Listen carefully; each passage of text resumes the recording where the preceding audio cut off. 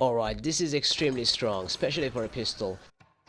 I mean, it feels like I'm rushing toward the bosses with an assault rifle, but at the same time it's super cheap to play.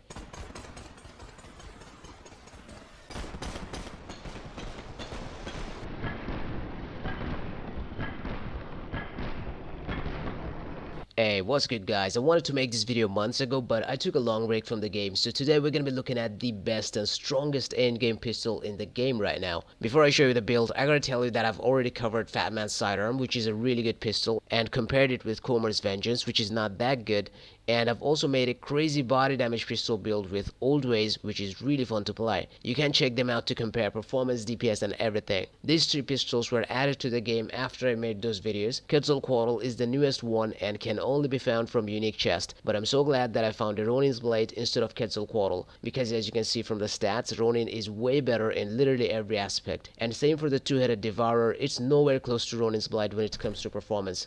I mean, Ronin is the only pistol I've used that was able to door kill an irradiated Ripper with cystic or spine variation, as they have the highest health pool among all the regular bosses in the game right now, and that's pretty OP for a pistol. I'm gonna show you some straight up comparison against the same bosses with the same setup so you can see the exact practical differences. Choir Boy seems to be the best test subject for this. You can also keep an eye on the ammo count.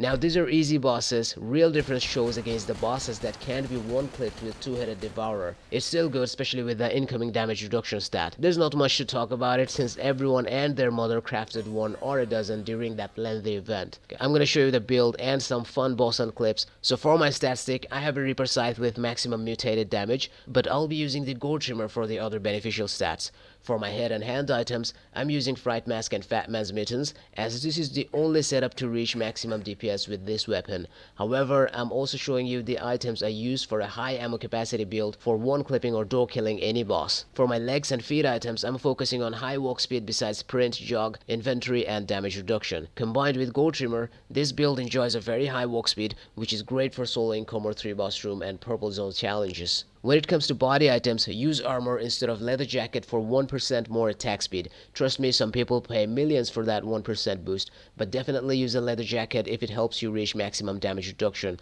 which is 75%. I don't care about damage absorption from armor. In my opinion, putting points into armor is a waste of 5 skill points if you do not have maximum damage reduction in the first place. With other skills being revamped, I'd rather take kickboxing, fast learner, or even lockpicking as a non-gold member player if I have the extra points to spare. For the stats on your body item, besides getting health, damage reduction and inventory, prioritize having stun threshold. It's very important for a build like this where you're using Fright Mask or a stat stick with health bonus.